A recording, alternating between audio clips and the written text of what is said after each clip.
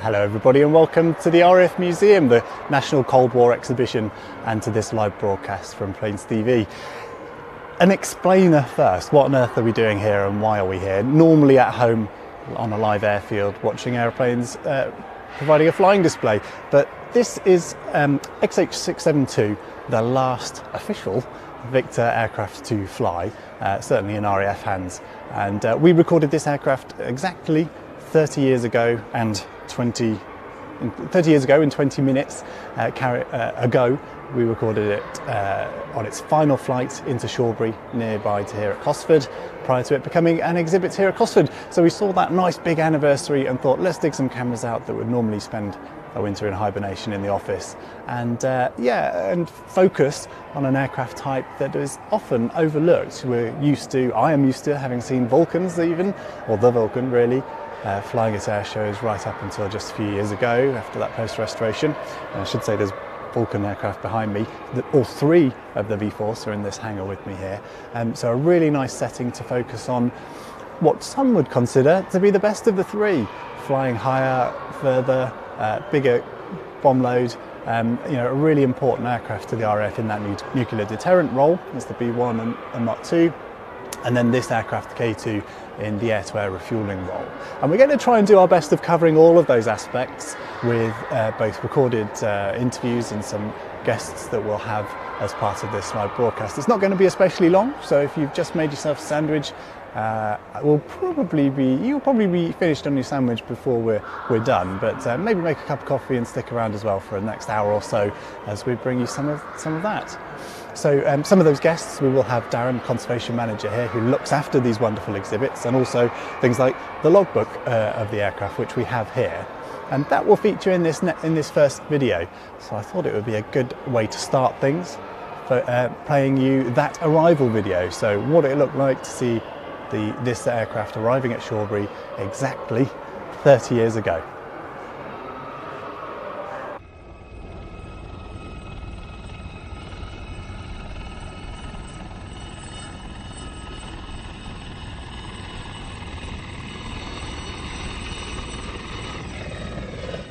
RAF Shawbury in Shropshire was to have the honour of being the destination for the last ever flight of a V-bomber. Shawbury's had no connection at all with Victor's being used for helicopter training, but it's close to RAF Cosford and the Aerospace Museum, whose runway is too short for a Victor to land safely.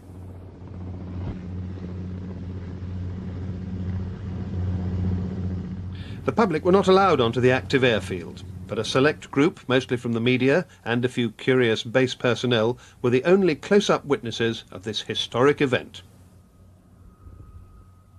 On approach then, and destined for Cosford by road, is XH672 Maid Marian.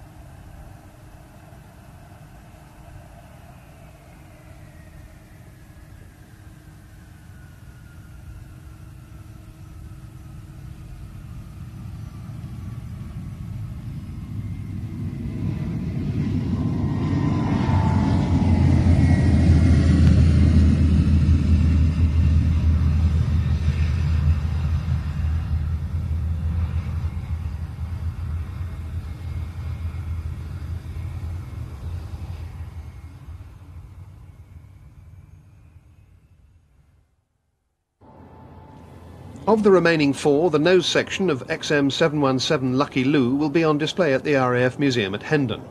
But for the others, like so many before them, it's fire rescue training and eventually the scrap man.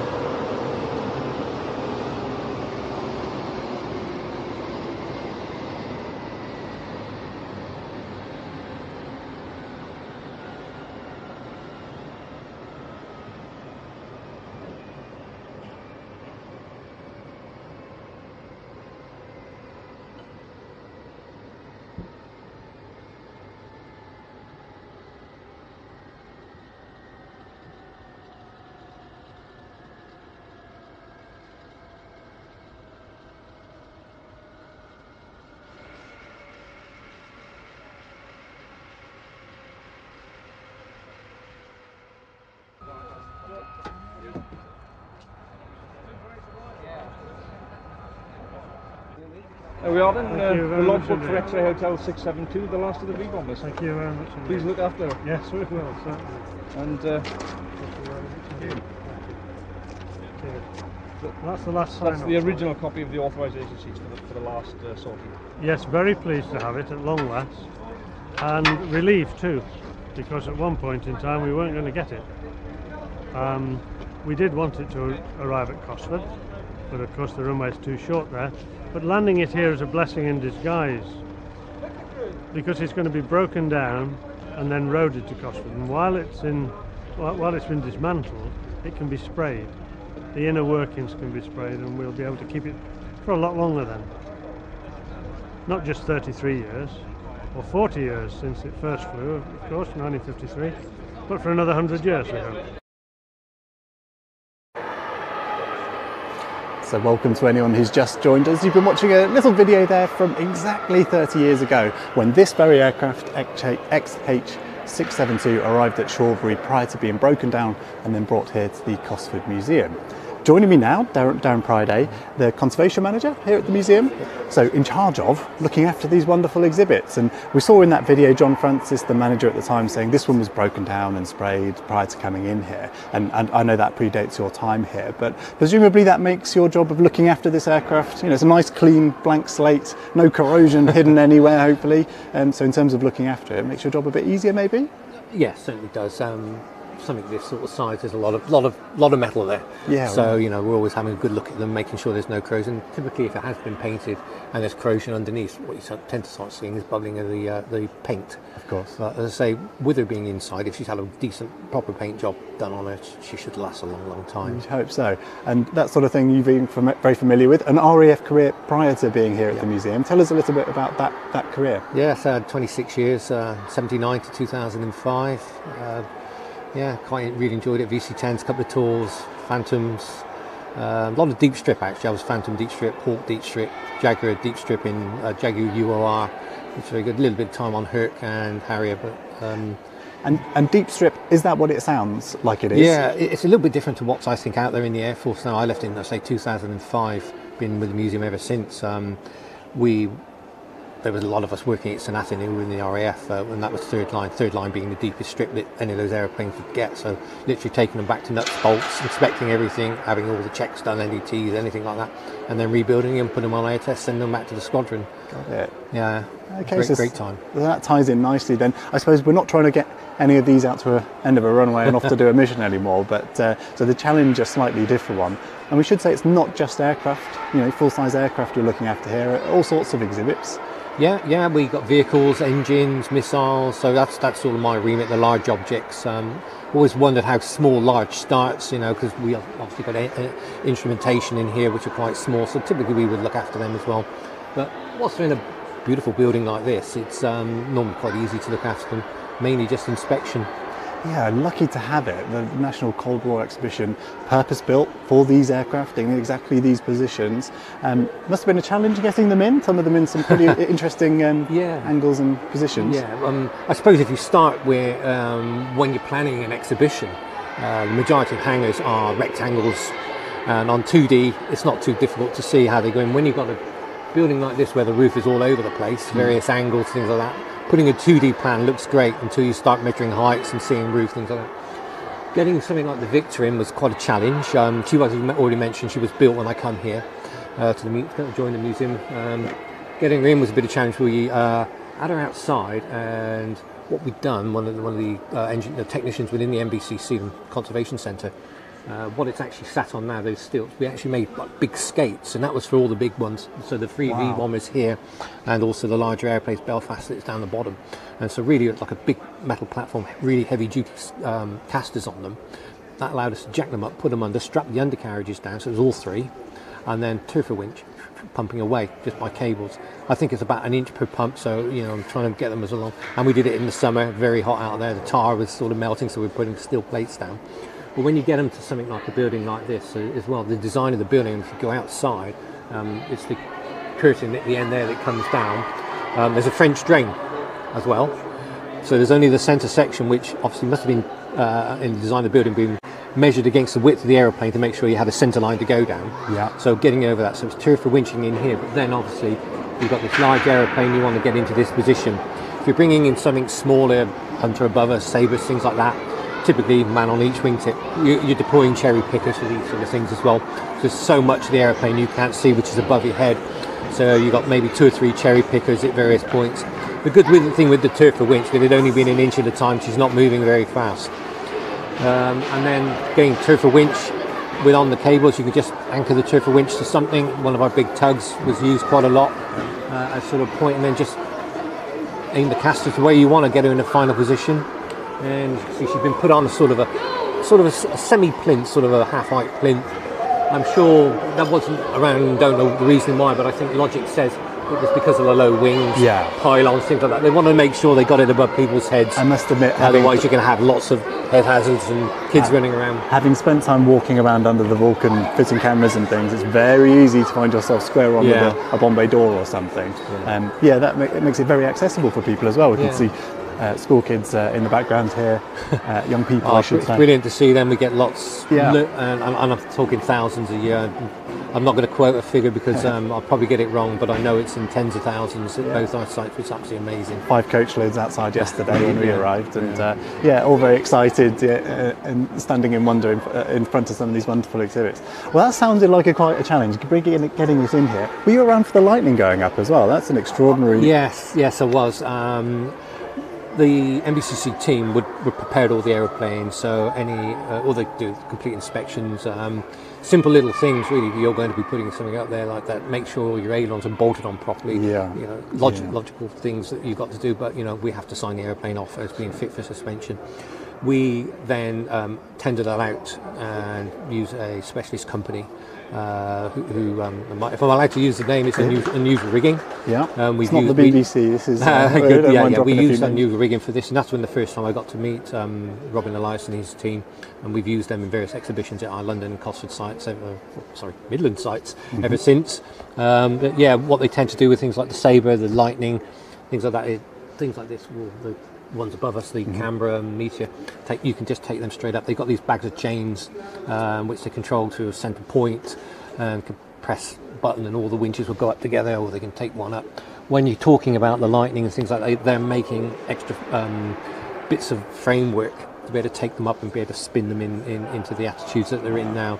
I don't remember the Hunter and the Sabre going up, but for the Lightning, they're sort of, you've got to get it from that on a framework, get her up right, and then connect, and then take her up. So if you're not familiar with what we're talking about, I should have the cameras dotted all around to explain it maybe, but the Lightning is in that classic vertical climb in the background there, and there's a sabre above has it inverted, you know, and it's yeah, not in most museums where you're used to maybe a line of aircraft sat in a hangar. This is quite a striking thing to be confronted by when you come through the front door. Yeah. Oh, fantastic. I can add a quote to that, actually. What you're saying about staff, typically, if you're following somebody coming in the front door, you tend to keep whack, because normally people walking walking, and it freezes them. Wow. Yeah. Interesting. In 2012, when the Queen visited part of the Jubilee celebrations of that year, she came into this building, and our chief of trustees at that time was escorting her into the building. Same thing happened. Oh, He was walking next to the Queen, chatting away, and suddenly realised that, wow, sort of come from the Queen. So, you know, if you can impress the Queen. That's something. That is something. And something else that we saw in that video earlier on was the logbook for the aircraft. That the RAF Museum have very, very kindly allowed us to take a quick look at. I'm sort of quite intrigued about some of those flights in '93. I'm afraid we haven't got a camera on this, so you'll have to take our word for. I don't think I've ever looked into a logbook. Oh, of you've an never aircraft, seen so one? This is bit in bread and butter. I'm probably going to get something totally wrong because I haven't seen one now for. You're going to pull a rubber stamp out of that back pocket in a minute. Yeah, but this is Mod Form 700A, and really this is the historical engineering records for the aeroplane. If things in, well, we can go through some of the sections. And page, what's the date on page 1 then? Page 1, let's see, where are we talking at? Have we got dates anywhere? We'll find a date at some point, because there's a number. But what you've got here is, because it just shows the system that's out there for aircraft engineering, register of control forms. And I see these are all your form numbers, and which we'll have a little show you through in a minute here. So plenty of pages. If we go into the first one, typically reds and greens, it's typically known as limitations log. That means there is a problem with the aeroplane, but it's flyable, but there's a limitations on what the airplane can do. The one it's here, it's been signed off and deferred. There's deferment there, look, to one flight. So we're talking 1993, there you go. There you go. One flight only. I'm suggesting that's probably something to do with the delivery to Shawbury. Yeah. So what's it saying? 6 tanks starboard, will not accept fuel. Suspect actuator not motoring. So it's something, obviously fuel system, important system to the airplane. It's just letting the aircrew know that they've got a problem, they can't use that system. Got it. But because it's been signed off, they can still fly with it. Yeah. Again, it's up to the pilot in the end if he doesn't want to accept it. I like the last line there. It says, be replaced at cease flying. Yeah. Rest are all signed off, cancelled. There's a few in there. You can see sort of quite a few in here. IFF Mode 4 facility not available. Crypto unit refitted and required for operation. So this is typically day-to-day flying when they're airborne. Got it. Yeah. Then what we come into the greens, these are more the engineering. So maybe when you talk about airplanes and cracks, you don't really want to be talking about airplanes and cracks. But say there was a little panel, tertiary panel, part of the structure, not really doing anything. Maybe down the back end, little small half-inch crack going to a hole. Rather than take it offline and replace the panel, which may take days, they may put in limitation the ADF log. So it's sort of things like that. So interesting. Look, number 2 ECU, so number 2 engine, number 16 IGU. I'm not sure what that is. Sole plate cracked. Yeah. So there's a little crack. It's not going to affect the airplane. It's not going to affect the serviceability. It's not going to make the airplane crash, basically. So, but then due. It's been deferred for quite a while, so due at the next minor, there's various stages of servicing, primary stars, minor stars, and majors, which I mentioned earlier. So it's quite a long time. So they've assessed it, engineering needs assessed it, and that can sort of stay as it is for quite a while. And then we get looked at then, possibly replaced when she gets into a minor. And what we're doing in section 4 now, let's have a little look at what we've got here.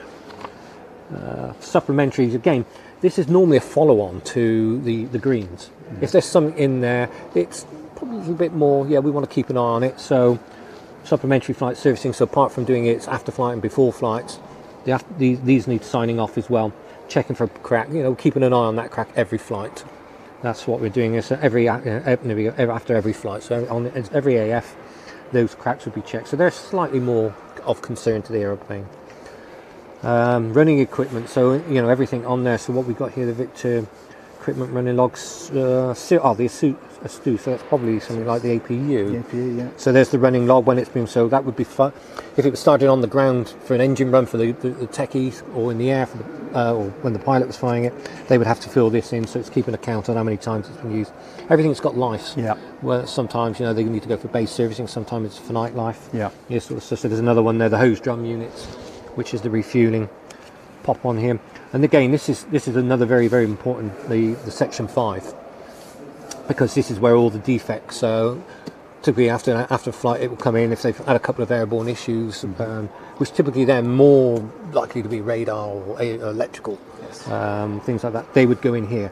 And then techies would do their AFs, BFs, and any snags, so maybe like worn tyre, anything like that would go into here. Interestingly, though, all these have to be signed off. Yes.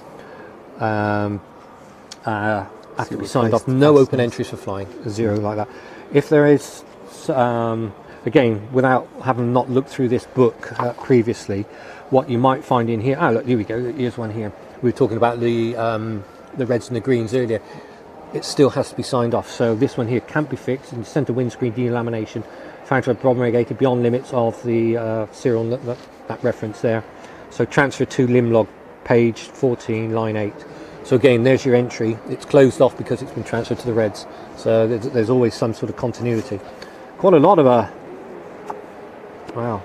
I would have thought they would have been archived by now. Well, and this is a big, thick book. And when I saw that book arrive, I thought, oh, that probably covers the 40 years of flying the aircraft. This is literally the first few months of the last.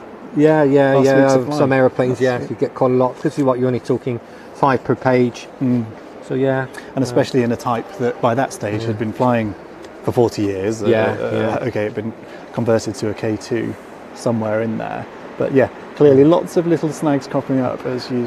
Expect. Just the other little one then to finish off with, mentioning about the after flights, before flights. So this is the flight service certificate. So this is where the technicians will go out and do it. It's airframes, airframe ABC, a couple of engine guys, 3 engine guys got to sign, avionics, and there's their signatures. And again, this all has to be completely signed. There has to be an in-date after flight and an in-date before flight. I can't remember, before flights last either 12 or 24 hours. 24 hours. If it goes beyond that time there, they would have to put another BF in. There's it signing off as being coordinated, that all those defects, that the engine docs controller signing off, and then there's the captain's acceptance, that he's had a good look through this and everything. Then he will go out there and do his walk around checks. So nice little book. It is a nice little memento and a symbol, if you like, of the variety of exhibits you have here in the museum. You mentioned the conservation team and the work that they do. Do you, in the corner of the museum somewhere, have a team working on exhibits that are due to come on to public exhibition at some point? We have a team here in the Conservation Centre, and that's paid staff and also volunteers. Oh, right. And we've got the same down in London, our London site, but we don't have the NBCC, the conservation facility. So down there, they're doing the main sort of day-to-day inspections and 3-monthly, 6-monthly checks of the airplanes to make sure everything's okay. Here, yes, we have got something. I don't know if you've been around the hangars, and probably the newest exhibit we put on display as a team that's come out of the centre is the Wellington. Absolutely stunning. But hopefully, I'm going to say next year. Always difficult to put a date because I don't have a date at the moment. I'm going to commit sometime before Easter. Live on YouTube, we have a Handley Page Hamden fuselage, which is in the centre at the moment, which will be going to our London site on public display. Say fuselage only, and that's a couple of reasons. One, it's obviously a lot easier when you haven't got the wings on to fit it in a slot, so it fits quite nicely. But also as well, the way the wing fits on, it sort of fits on from underneath. So if you haven't got that wing in that wing box, so you've actually got this little walk-through area. Nice. And so we're going to look at how we can open it up to the public to see this bomber that's 3 foot wide. Yeah, because it's very awkward, clambering through a Lancaster or Shackleton or something like that. Plus the fact you're not physically going climbing through, you can literally walk through. Oh, wonderful. And look one way, you'll see the pilots, and look the other way and you'll see the rear gunner. This is one that was shot down in September 1942 over Russia. Oh, wow. I'm sure, given your history in your RAF, that corner of the museum is probably, you open the door and you're happiest, I presume, are you? Aircraft in bits and... Yeah, we haven't got too many others in there at the moment. The Dornier that was removed from the Goodwin Sands 10 years ago now. Right. Yeah, that's still in there. But as I say, most of the other ones we've got ready for the new Bomber Command exhibitions here in London. The Interwar that's just opening down in London, officially opening on next Monday. So it's the redevelopment now of the next phase of work will be Hangar 1 mainly for us here at Cosford. Okay. So there's sort of talk at the moment going on. We just need to know what airplanes they're going to have in there, anything they want to spend it like that, and then the team will start doing our inspections and hopefully finding nothing wrong and getting all ready for that opening in about 4 years' time. Fingers crossed. I wish you well with that, and I'll say a big thank you for dragging yourself away from the desk or the conservation hangar or wherever you would have been today, and for joining us. It's been a really interesting insight into the work that goes on here at the museum. Thank you, Darren. Yesterday we caught up with David Coleman, a volunteer here at the museum, a pilot on Victors in the early 60s, flew both the Mark 1 and Mark 2. And we couldn't make it here today. He's actually committed to giving tours at 2 o'clock this afternoon. So if you're thinking about visiting the museum in about an hour's time, he might be able to give you a personal tour, as he did for me yesterday, of the Victor, and give us some of the insights into his time on the aircraft. So David, tell us a little bit about your involvement with the Victor and maybe your time here at the museum. So I started off in the RAF in 1957, and after getting my wings, I did a tour in Cyprus on Canberras, and then came home to do a tour as a co-pilot on Victor Mark 1s. One of the squadrons I was on was 55 Squadron, and I'm wearing its tie now, which is the same as on the tailplane of this aircraft. After 2 years as a co-pilot, I then went back to Gaydon to the OCU and converted onto the Mark II at Wittering on 100 Squadron, and we were armed with the Blue Steel missile, one of which we've got over here. In 1968, the Navy took over the nuclear deterrent, and the Victors were phased out as bombers, eventually being converted to tankers, which is where this one finished up. But I left in the middle of '69, when before any tankers came into being. So your story then is really about those early days of the Victor, flying both the Mark 1A and the B2.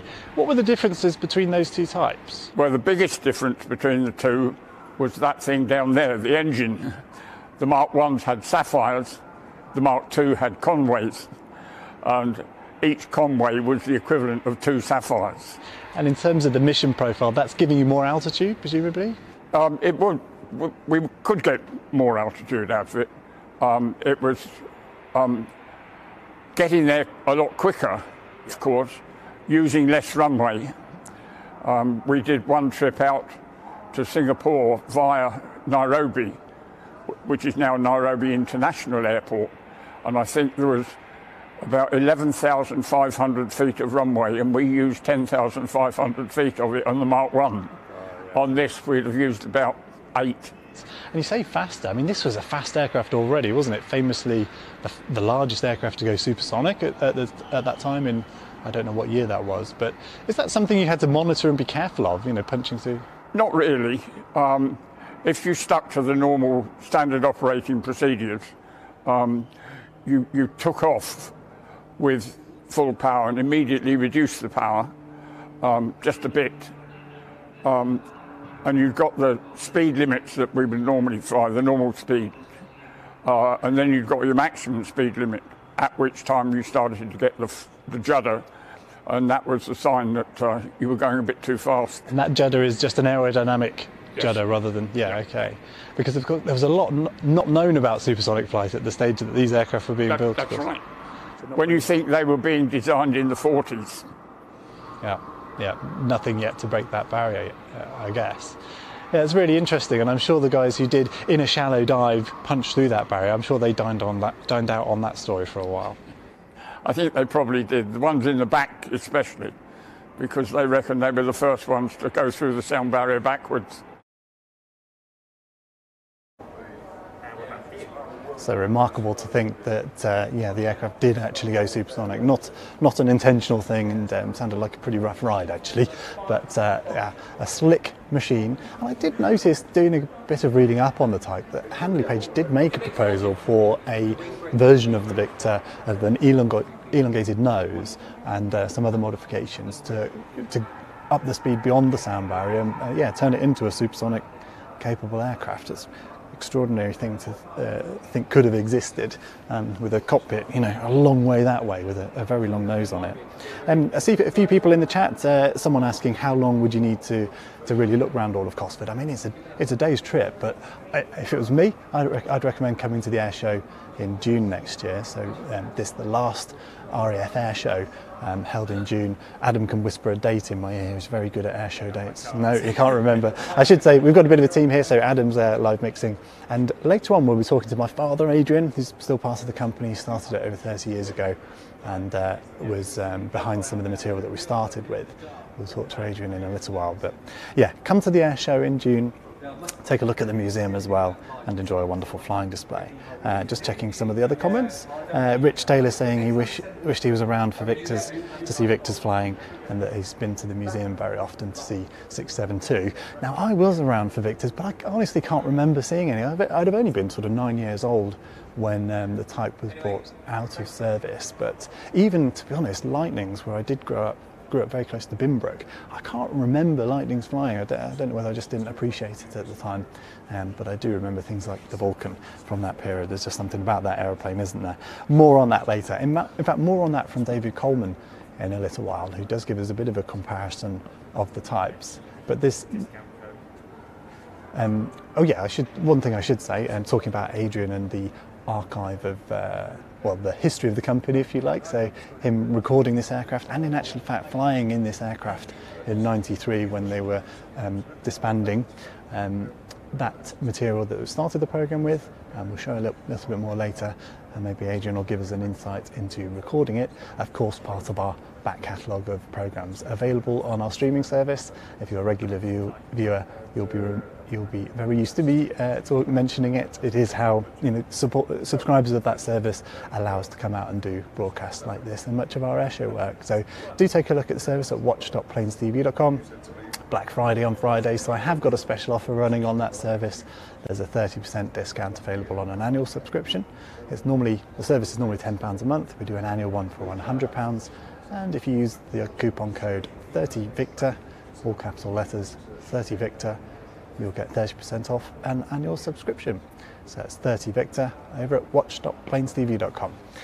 So I hinted that there's a little bit more from David Coleman, our Victor pilot, still to come. The next question I asked was really about those mission profiles, so what the training mission looked like. Let's take a look at that. So your role as co-pilot and then captain of the aircraft, and you're part of course, a crew of individuals that make up the capability of the aircraft, if you like. Tell us a little bit about that experience. And Well, you joined up as a crew at the OCU. You then went to the squadron as a crew, and you were trained for perhaps a couple of months on local sorties with other pilots, captains as well, and eventually you became combat ready. Once you were combat ready, you could then stand QRA. So when you were on QRA, you were on 15 minutes readiness as a crew. You lived in the mess, in an offshoot from the mess. You had your own car, which was plugged in for a heater, and you were on 15 minutes readiness. About 3 or 4 times a week, Bomber Command would call you up to 5 minutes readiness, which meant you jumped in your car and went out to the aeroplane. The ground crew were at the aeroplane. You then got in the aeroplane and sat there. They would then possibly bring you up to 2 minutes readiness, which meant start engines. And occasionally, they would tell you to taxi, which is when you ask the AO if the radio's on. So we would taxi out to the end of the runway. Unfortunately, it was always an exercise. So the exercise was then closed, taxi down the runway back to the dispersal, which was fairly close to the runway. And then the ground crew would fill it up again, ready for the next sortie. So those training scenarios like that, testing that quick reaction alert capability. That's right. And tell us a little bit about the training missions you would do then, the sort of profiles of the bombing training missions that you do. Well, the sorties that we did usually started off with a navigation exercise. So that kept the navigator plotter, the man in the middle, kept him busy.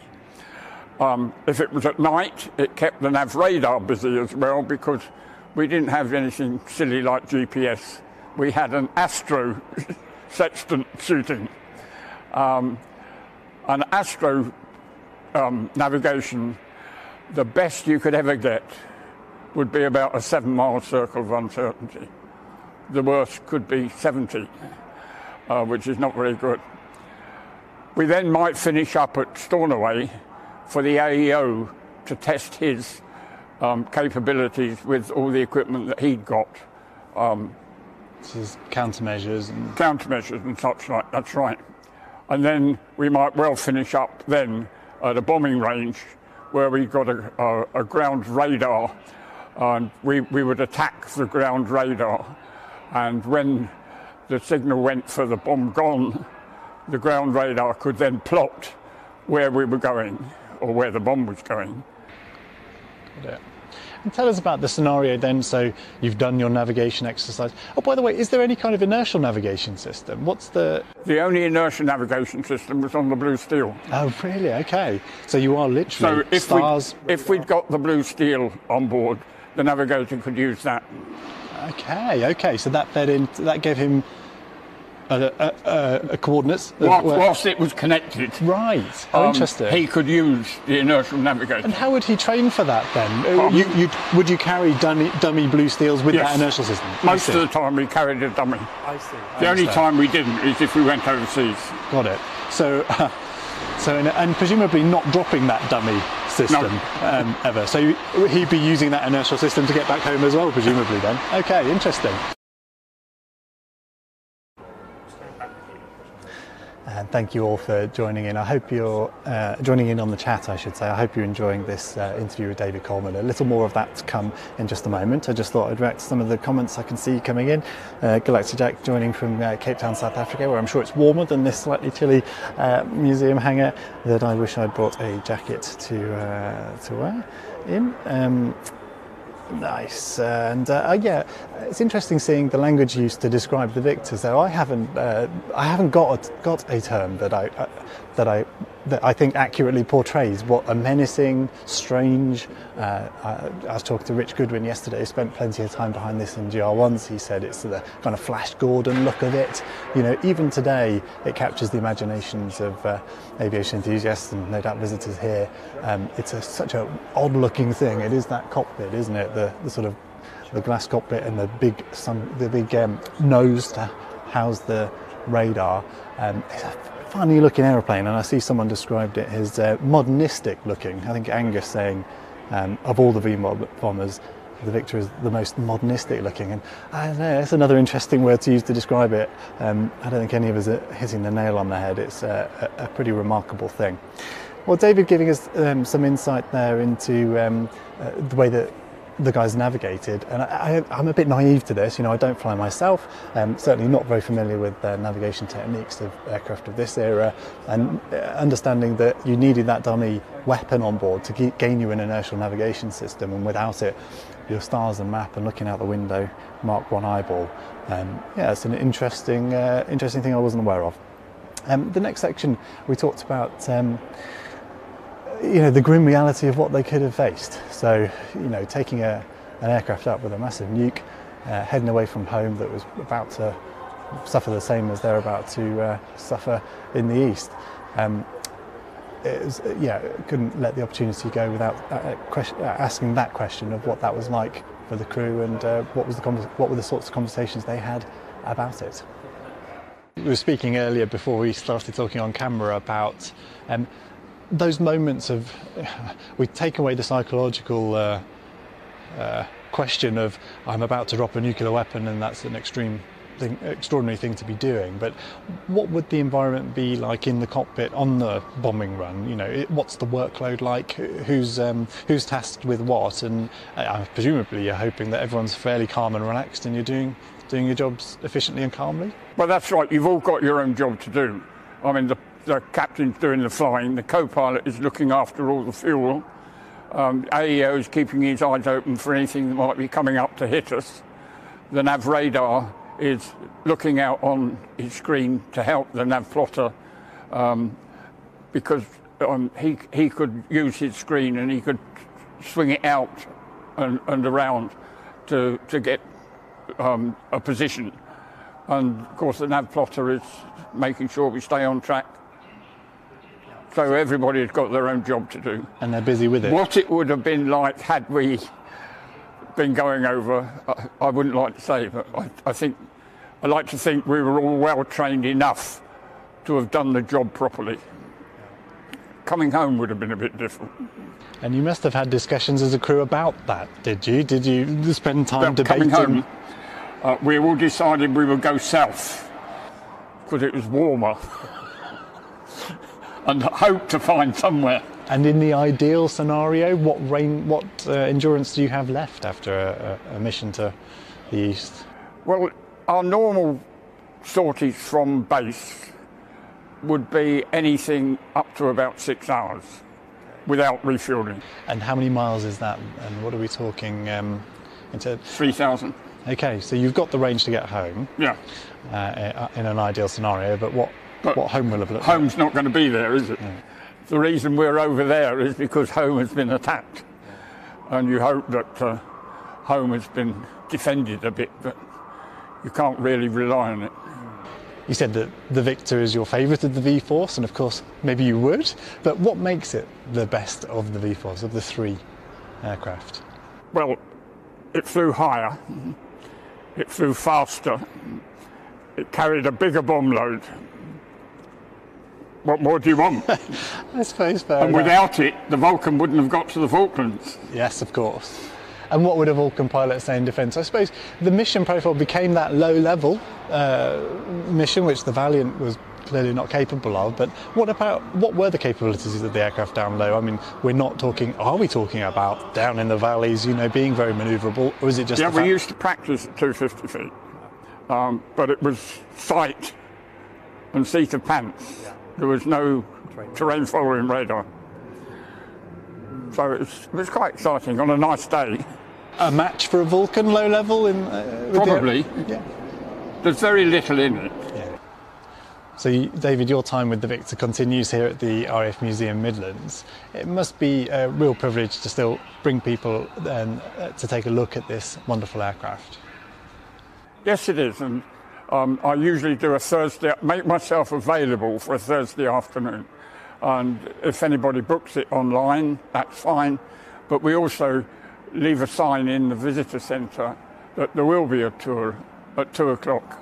And so people that haven't booked can then sign on and I take them round. And we just take them round for an hour. It sometimes gets a bit longer than an hour, but we're not supposed to do that. I'm sure they don't complain. And No. And if you'd like to ask David any questions, perhaps you'd like to come along to the RAF Museum Midlands and join one of those tours. Thank you, David, very much for your time. You're welcome.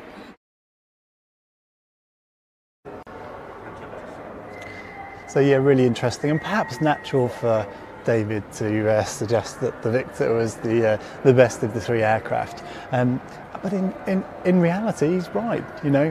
Further higher, bigger bomb load, and in the end, the longest serving, albeit in a different variant. So David's time spent on the bomber variant, the aircraft we have here converted to the K2, and that aircraft representing quite nicely the video we're going to see in a moment about the K2's sort of crowning achievements, if you like, in the Air Force during the Falklands.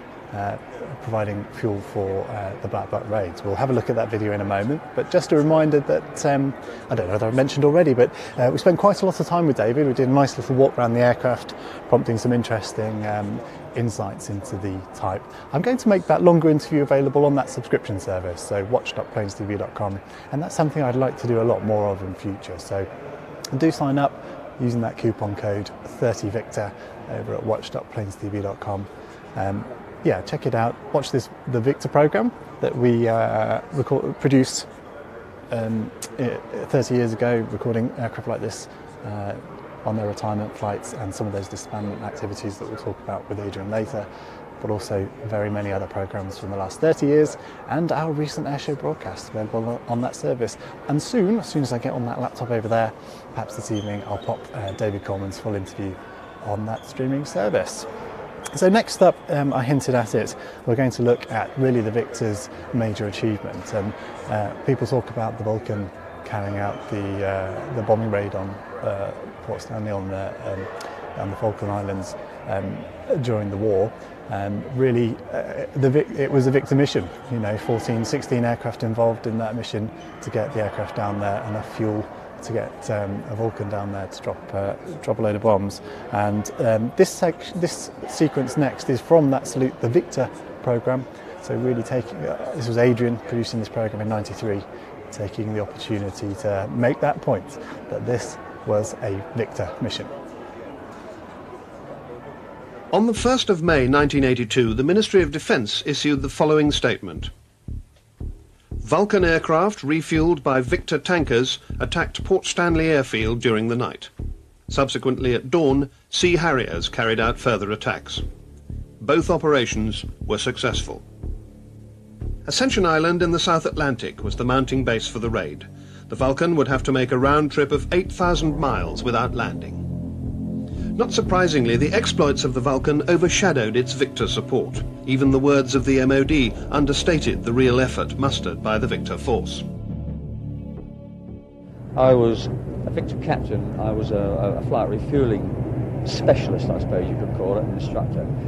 The Vulcan was needing to take on fuel going down to the South Atlantic, and the Vulcan crews weren't trained, so we went to Waddington, trained them. They weren't quite ready to go, so the AOC at the time said, you're a member of a Vulcan crew now, so we went down to Ascension. In fact, there were 2 Vulcans involved, but one was a reserve. The Victor effort was on quite a different scale.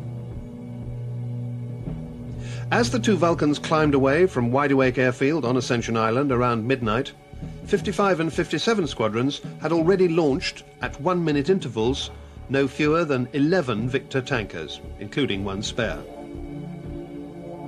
The aircraft were divided into red and blue sections. It immediately became clear that not only the spare Vulcan, but also the spare Victor would be needed.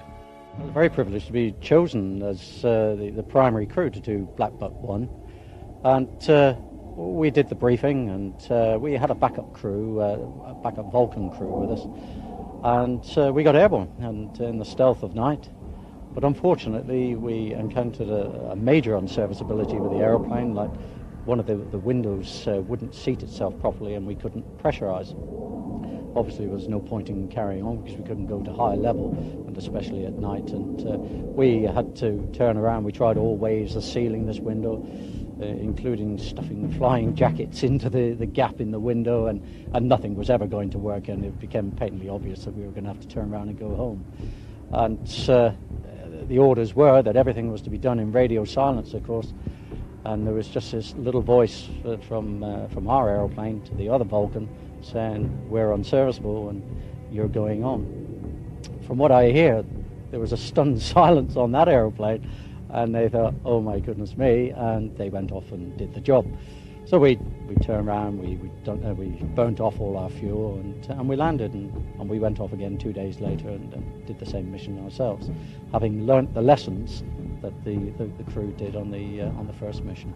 I was actually on the reserve Vulcan on the first night, but the primary Vulcan fell down with pressurization troubles, and it was us, Martin with us, and 5 other members of his crew went down. I did most of the refuelling. I certainly did nearly all of the night formation, which is a bit of an art to be used to it. Also, one of the Victors could not reel out its refuelling hose. Both of these aircraft returned to Wide Awake Airfield, and their places were taken by the reserves. The combined force pressed on, destination Port Stanley.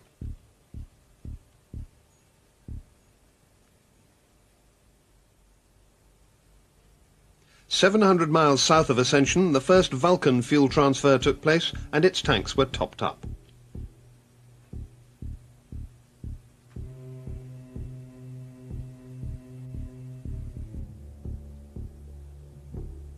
The group pressed on to the second fuel transfer. The Vulcan took on more fuel from Red Section, and a Red Section Victor had its tanks topped up.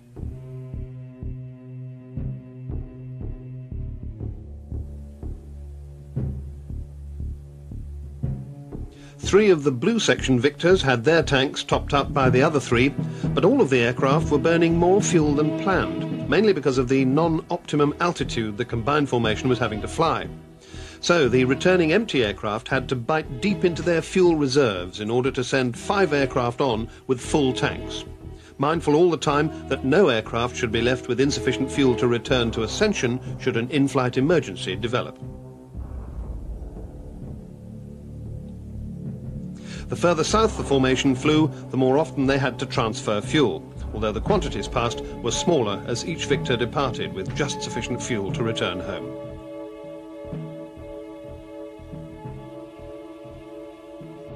There were more problems in store too. Tanking inherently is a dangerous sport, but however, skill will overcome most of the major problems that we have.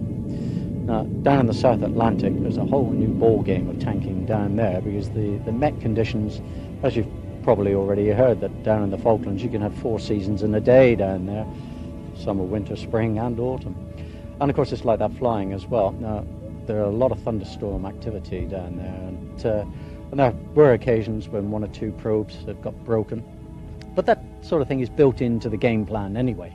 And aeroplanes go unserviceable and they'll have to peel off. And but because an aeroplane has got its probe broken doesn't mean to say it can't give away fuel from the hose at the rear end. So another aeroplane can take on its load of fuel, and it's just a case of swapping positions in the formation. And of course, later on in one of the Black Butt missions, we paid the penalty for a broken probe, not from on a Victor, I might add, but on the Vulcan. And unfortunately, he broke his probe in very bad weather and had to divert into Brazil.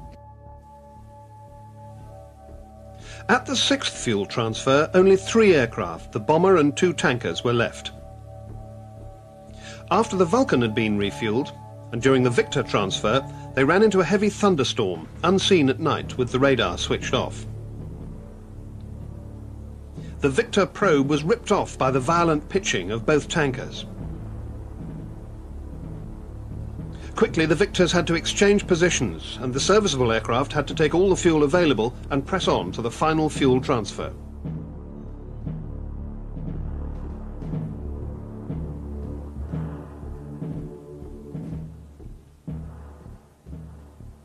During this last transfer, it became evident that the Vulcan needed more fuel to complete its mission than the Victor could safely give and still fly back to Ascension.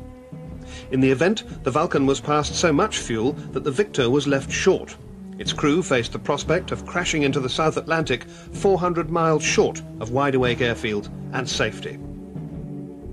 8 hours after taking off, the Vulcan released 21 1,000-pound bombs, straddling the runway of Port Stanley's airstrip, destroying aircraft, fuel dumps and stores.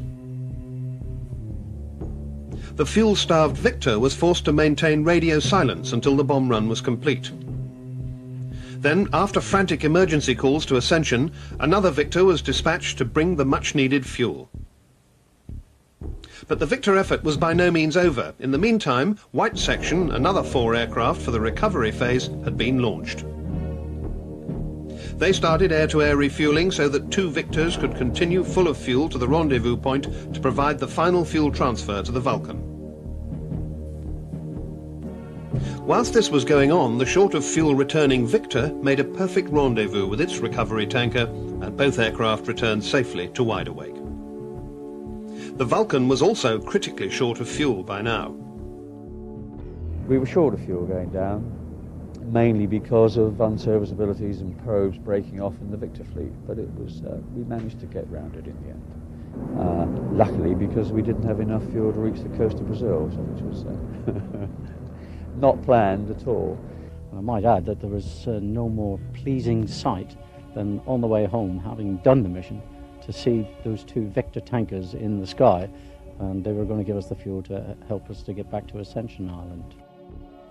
And so, exactly according to plan, the Vulcan met 2 Victor tankers at the recovery rendezvous. The second Victor was a backup in case of any last-minute technical problems. Fuel was passed successfully and the formation headed for ascension. Black Buck 1 was the longest bombing mission in aviation history. It demonstrated that the round trip of 8,000 miles was possible. After the raid, no further offensive aircraft of the Argentine Air Force were deployed to Stanley to interfere with task force operations. No fewer than 16 Victor tankers were involved. They flew more than 90 hours and used 300,000 gallons of aviation fuel. They were to repeat the whole process several times during the conflict.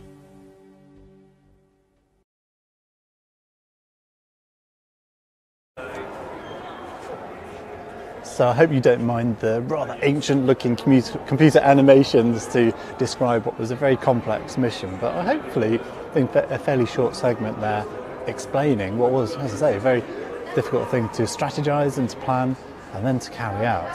And we hint there were so many little stories there, all of them, I'm sure for all of those crews, remarkable experiences. One that was particularly hinted at, and we'll explore now, was the Victor that was very low on fuel, so having given off more fuel than anticipated, and faced with the extraordinary situation of not being close enough to land to really get anywhere sensible, and trying to make the decision of whether to ditch that aircraft, which is, as you'll hear, not something that anyone was sure about how successful it might be, or bailing out a very long way away from any kind of search and rescue. So I'm indebted to the RAF Museum not only for having us here, but also for letting me share this little piece of video from Bob Tuxford, who was captain of that aircraft, and this video explores his decision-making process over what to do and what ended up happening. The other issues then struck home. We're now something over 5 hours to go, and I'm now down to 3 hours worth of fuel in the tanks. So we're thinking, I'm thinking, how do I play this now? We really did face the prospect of either having to evacuate the aircraft in the event that we ran out of fuel, or ditch. Now, ditching in the Victor was a bit of a no-no because of the shape of the front end of the lower nose. There's a rather large step where the large H2S scanner is mounted, and it's rather like a severe step underneath the floor of the cockpit. If you did ditch the Victor, the odds are that large soft covering, the coaming underneath, would disintegrate and the step would cause the aeroplane to nose under. So it was thought in traditional circles, although as far as I know the ditching trials were never done, but it was thought that the aeroplane would never ditch successfully. So in facing the prospect of possibly running out of fuel, I had to then decide how we were going to play it. So basically we spent a good half an hour or so discussing the prospect of an evacuation. Now in the Victor, of course, the 2 pilots have ejection seats. The 3 rear crew have parachutes and dinghy packs underneath their seats, but they're required to literally vault through the door and deploy a parachute to effect an escape and evasion. So the thing in terms of evacuating the crew, I decided and cleared this with the crew, and we discussed it a couple of times, that I would settle the aeroplane at a nice altitude, say 5,000 feet, just a convenient height above the surface of the sea, get into a holding pattern. This is obviously shortly before we're due to run out of fuel. This would be at the last possible moment, as close as we could get to ascension. Bearing in mind, of course, there are no search and rescue forces in situ at this time. But then I would perform the holding pattern, open the door in slow time, and we would get the rear crew to abandon the aircraft one by one. There was a set sequence in which they went, and we practiced this. They practiced all the checking of the various umbilical cables and RT leads and so on, checked all the connections were made, and a second time, and went through the abandon drills twice in completion. At the end of evacuating the 3 rear crew, I would then get the aeroplane to come back around over the same point, hopefully to keep us together, and get him to bang out, and then I would use my ejection seat and bang out as well. And we would just hopefully come down on the parachute close to our other individual crew members and try and get together. That was one plan that we went through. And essentially, we spent a lot of time rehearsing those checklists that were involved in preparing for an evacuation, going through an evacuation, and how I would physically achieve it by flying the aeroplane around a particular pattern. So that was quite a useful way of getting rid of another hour or so. There then came a point at about 4 hours to go, and this was possibly an hour before I could expect to even hear from the tanker, that it did get very subdued, because I think everybody at that stage was at a bit of a low point. Yes, we felt we'd achieved the mission. We'd done everything we could do, conceivably, and now it was a little bit in the lap of the gods. And I was quite willing to, and did, place my trust in the refuelling system. I had a feeling that without knowing that there were any spare tankers available, that one would be found because of my knowledge and experience within the tanking business. And I was proven right, and I'm quite prepared to say that.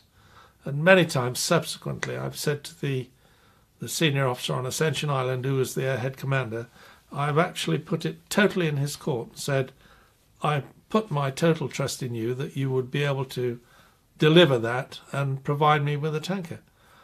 To which he was eternally grateful, and he asked me to put that in writing once because he felt it was so powerful a message. But if ever I believed in the system and put my trust and faith in that system, that was it that night. And I'm quite proud and open to say that. So a remarkable decision to have to make there, and I like the way that Bob put that, you know, the trust that he had in the team back at base to find him an aircraft with some fuel and get that crew and that aeroplane home. I'm indebted to the RAF Museum, as I said before I hit play on that, to them for allowing us to use that material as part of the broadcast here. The RAF stories there are on the RAF Museum website, and there's very many stories like that from air crew, engineers and members of the Royal Air Force. So go take a look at the RAF Museum website once this broadcast's over. Hold your horses, we've still got more to come. And the first thing we're going to do, well actually I'll just respond to a few questions I've seen in the chat. It's lovely to see so many of you engaging in there. Someone asking how many crew. So on the bomber variant, I think it's 5 crew, and they say they're familiar with the Vulcan orientation. It's quite similar actually, although not such a big step up to the pilot co-pilot position, slightly different. Someone asking, could any chance of a look around? I asked the same question, you won't be surprised to learn. Because of the position of the aircraft, it's actually set a good 3 feet in the air. There's no easy way in and out of it without really a cherry picker to do so safely, so we didn't quite get the permission on that one, but maybe if we get lots of nice viewers on here and lots of you engaging with the video, do give it a like if you're enjoying it. Maybe next time we'll get some excess such as that. A couple of other questions talking about, of course we saw the Vulcan restored to flight, didn't we, as an airshow performer, and okay, it had done nearly 10 years in RAF hands just as an airshow performer prior to that. And the question was, why didn't we see the Victor? Well, of course, the Victors really had their life eked out of them, and as we'll see in a minute, a little bit of video, some of the reasons for them not being the airshow performer that the Vulcan was. We'll reflect on that in a moment. Spotted one other question, which is going to bring in my old man. So this is Adrian.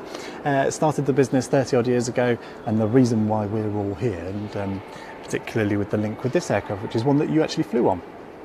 Yes, I did 3 sorties in Victors when we made our programme, and yeah, it was just reliving it now. It was a tremendous thing. In fact, one of the airshow commentators, Ben Donnell, excitedly came up to me a few weeks ago at Duxford and said, I found your name in some RAF logs. I said, what? And he says, yeah, I was looking at some old Victor logs and the crews, and there's your name.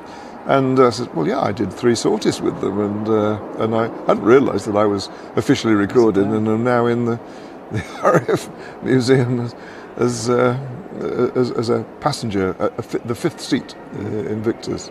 Yeah, we'd made the Vulcan Salute the Vulcan programme in 1992 when she did her final year, and I learned the RAF were quite impressed by that programme. And when we asked if we could cover the final year of the Victor, they were delighted. In fact, the facilities they gave us were tremendous. Access on the base, so much airside stuff, and 3 flights, and it was tremendous. One of the best things about the Victor, flying on it, is where you get to sit. They call you the fifth. It's the fifth seat. Unlike the Vulcan, where you sit at the back, down below, where your only view is if you can reach over a small porthole. In the Victor, you get a panoramic view. You can see the pilot, co-pilot, the guys in the back, outside, the aircraft refueling, and just whiz round the periscope to look through to see the underside. It's a great platform for filming, and there's some super stuff. I know you've only shown a few clips just now, but in the main programme there is a lot more. Yeah, we'll show a little bit of that in a moment. Interesting making that comparison with the Vulcan, and we've just shown those black buck clips from the Salute the Victor programme.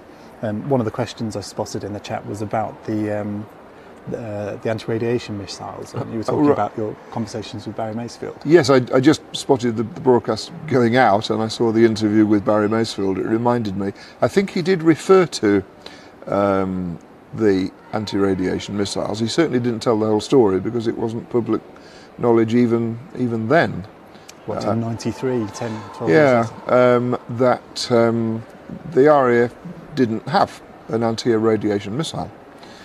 Which an anti-radiation missile is to hit radar stations, basically, that would have been spotting the Vulcan coming in. And the Americans used them, but we didn't.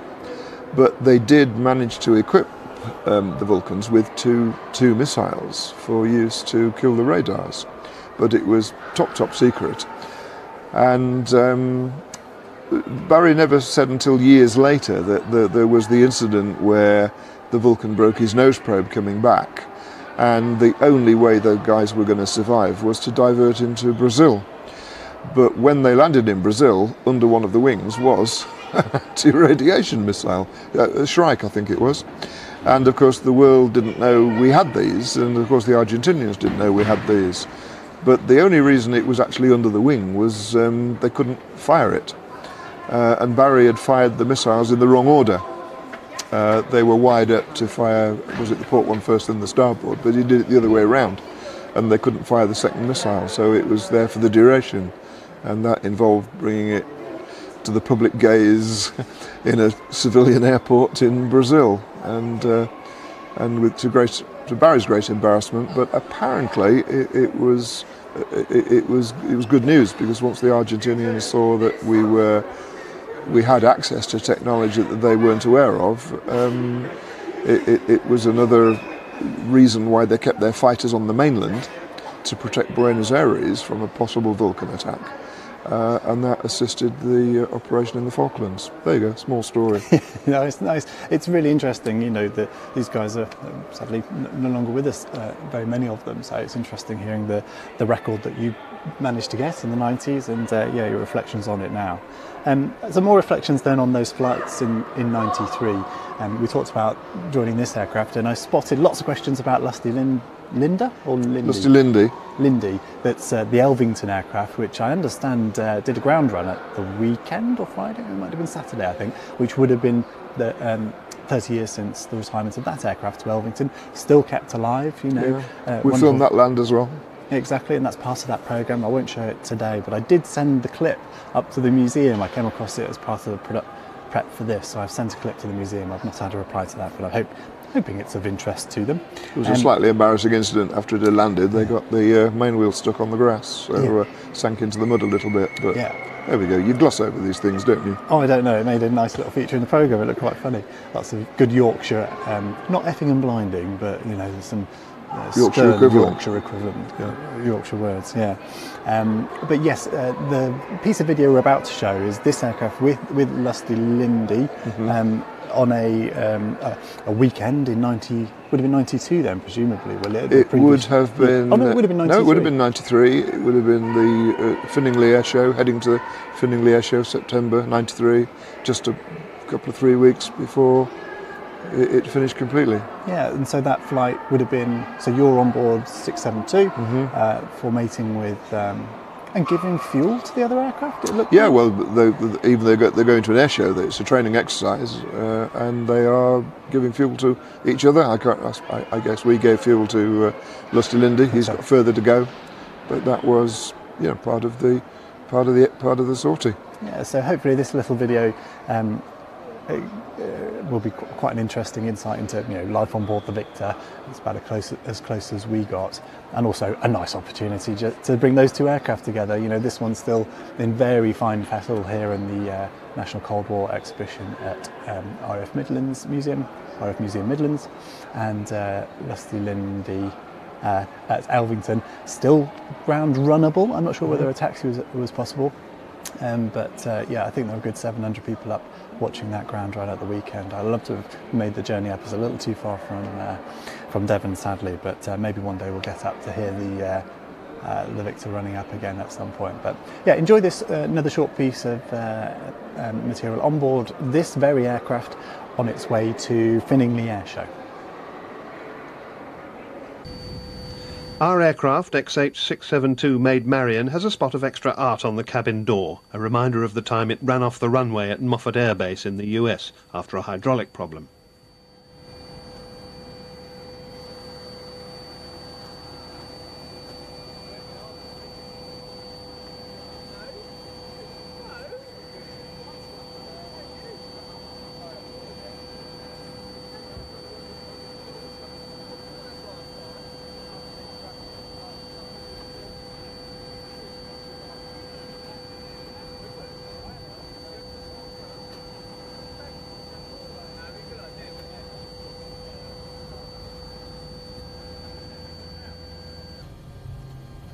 Clemens.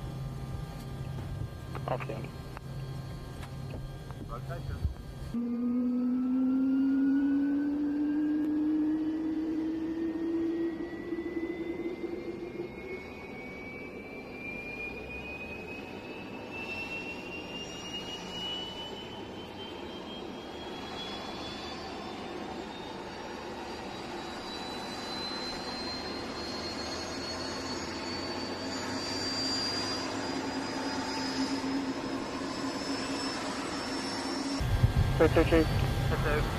Expected Putnam. Okay. Rotation.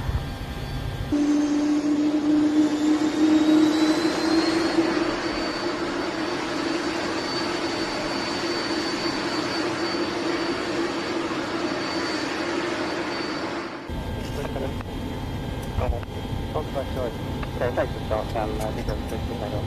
Right, so have a nice weekend. Cheers.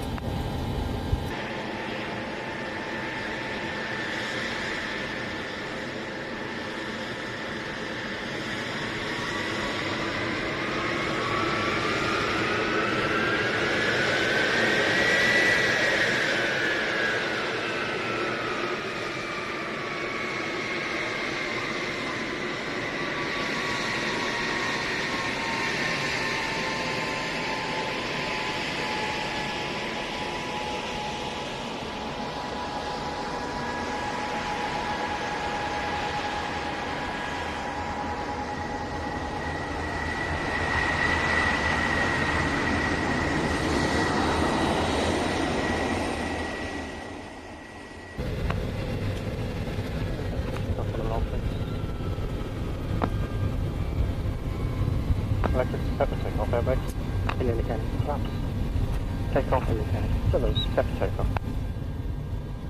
Charlie 2-1, Charlie 98 clear takeoff, surface wind 030, 8 knots. 2-1, got it.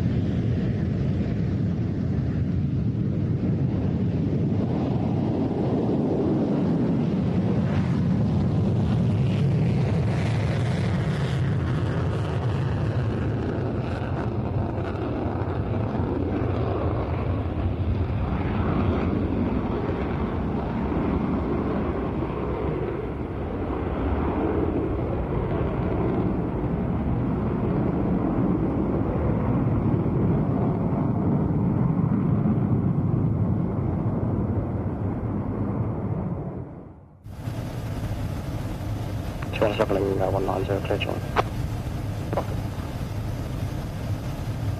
This is Lima 21 level 190, shortly being joined by 98. Lima 21 now, right.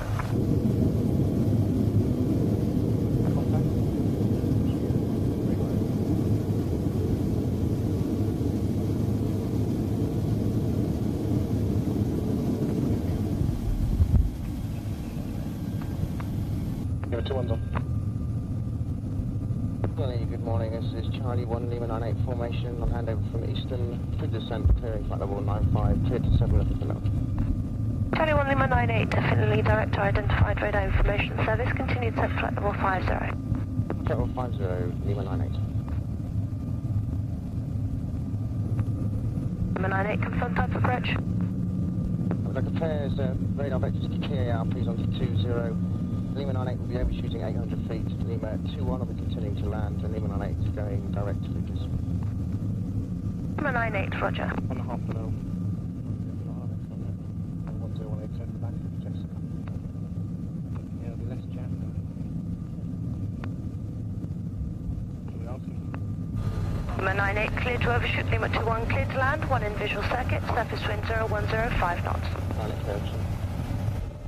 This sort is different because the aircraft are not returning to Marham. It's Friday, September the 17th, and XH672 is flying into RAF Finningley for Saturday's air show.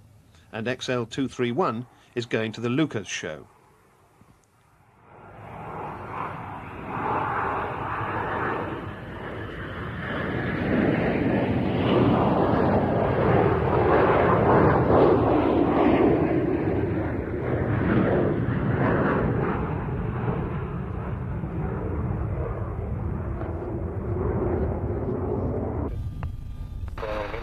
Material being so well enjoyed in the chat, and useful for useful for me.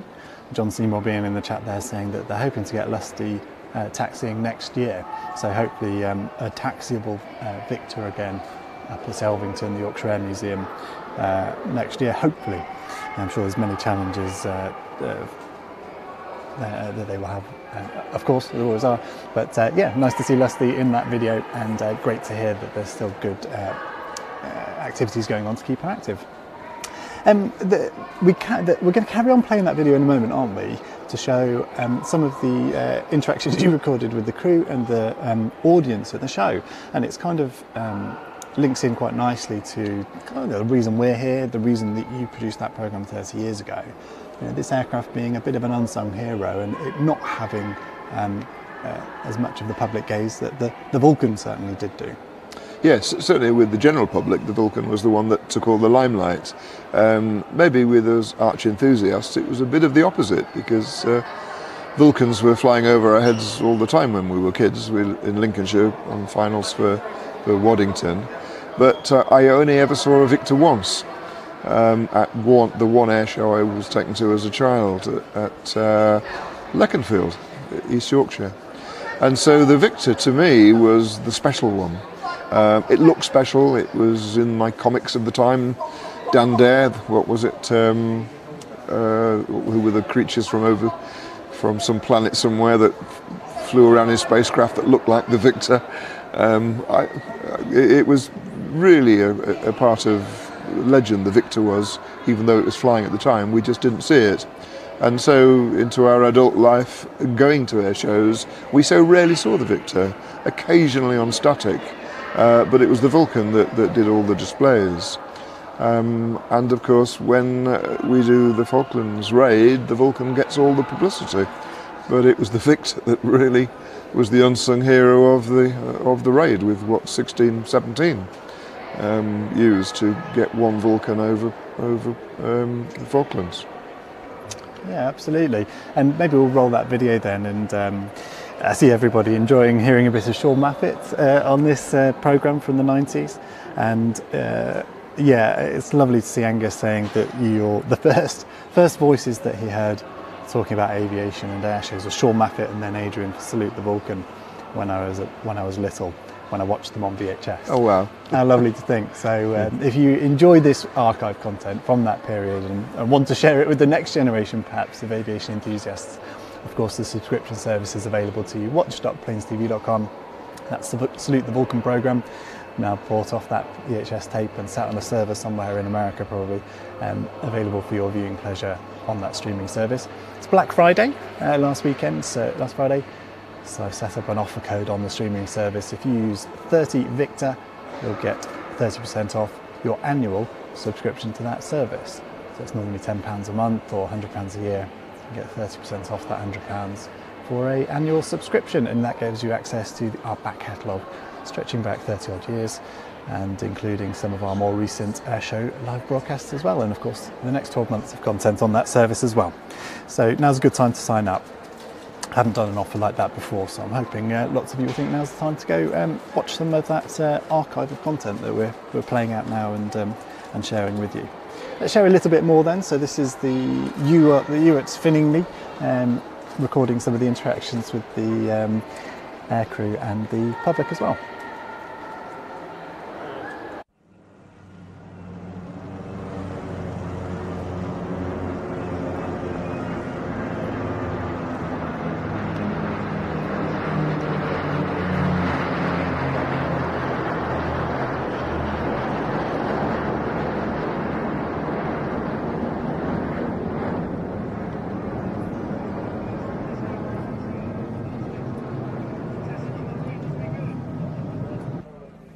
The Finningley Air Show is one of the biggest in the aviation calendar, and it attracts heavy metal from the world over.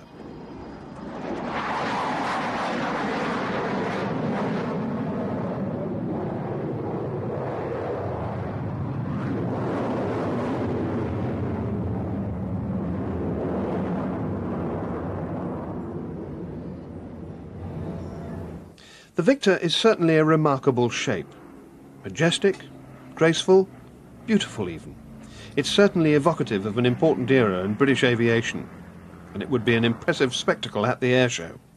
Sad to say, even at the end, our Victor is rostered for static display only, and even that's rare. This has been the pattern for several years, in contrast to its contemporary, the Avro Vulcan.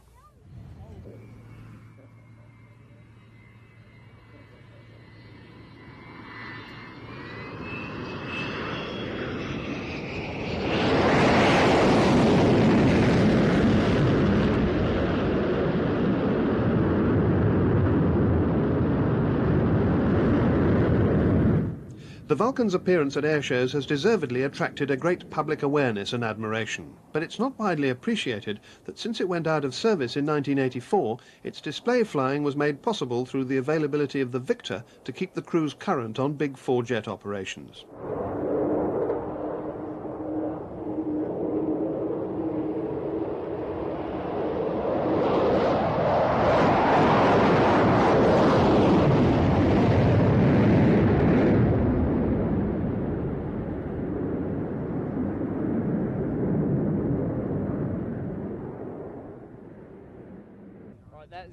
This aircraft had a hydraulic problem, and when it was going over to North America, it was going to land.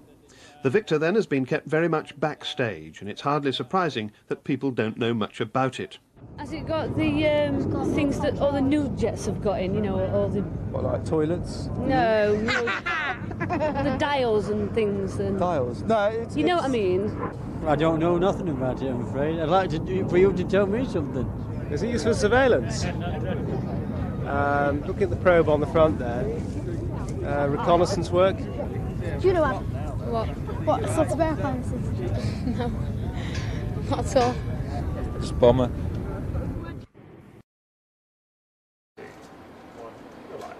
So coming towards the end of our broadcast here from the Cosford RAF Museum Midlands, brackets Cosford. I keep feeling the need to do that because I do think of it as the Cosford Museum, but now known as the RAF Museum Midlands. Thank you, Adam, whispering in my ear. And Adrian's still here. We've got one last little bit of really cool air-to-air material of some of the disbandment parade. So going up with 3 aircraft, recording a bit of air-to-air material. It's a very iconic picture. There's a shot from that flight on the podium thing there. The current front cover of Aeroplane is a picture from that flight, the three Victors all together. They went out with a bit of a bang, didn't they? In you being part of recording that. Yes, it was all taken out of a C-130, and in the 90s we did lots of flying with the RAF. We'd been up with the Vulcan. I think later in that year we went up with Hunters and Buccaneers, again from a C-130. And of course after that we were often going up in VC-10s, TriStars, doing a lot of filming of aircraft coming and doing refueling from them.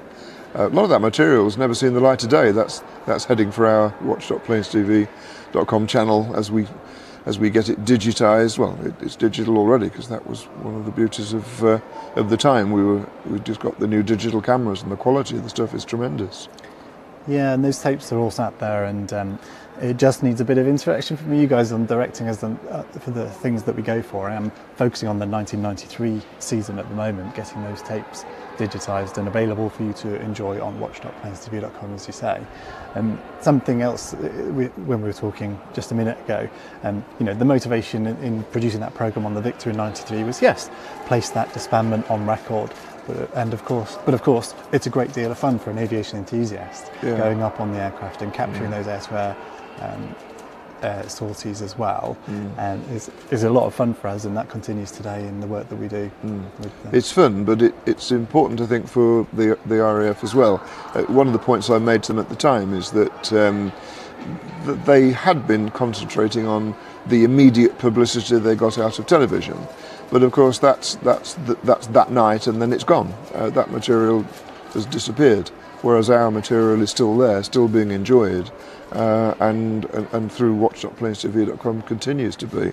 So there's a long-term PR value for the MOD cooperating with us, and obviously they realise that, and we've had that cooperation ever since. It strikes me that there's similarities with some of the archive that the RAF Museum now look after as well, some media files, and some of that being made available on the RAF Museum website, and I should say the YouTube channel as well. So if you're not already subscribed to the RAF Museum on YouTube, there's some great content coming out now. I'm seeing Rob refreshing YouTube at the moment, seeing how many views we're getting on last night's video, and some really nice content to check out there as we bring our live broadcasts from underneath the Victor XH672, marking 30 years since this aircraft retired to Shawbury and came here to the Cosford Museum.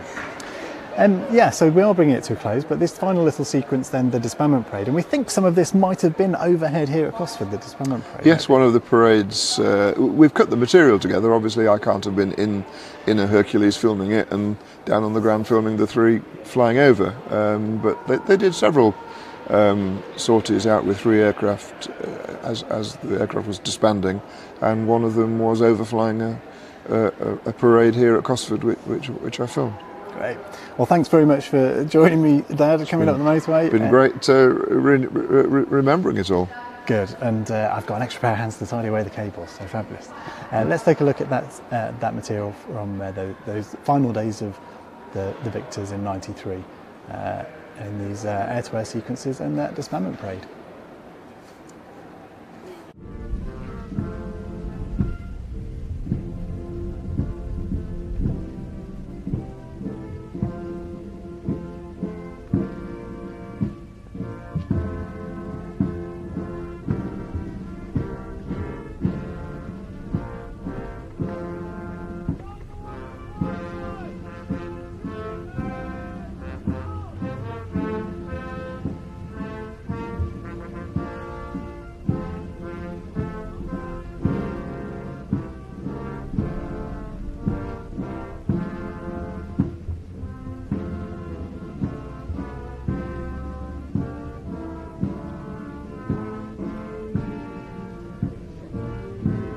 It's not only 55 Squadron and Victors which are retiring. It's goodbye too to 12 Squadron and its Buccaneers, and also to 27 Squadron, who currently fly the Tornado.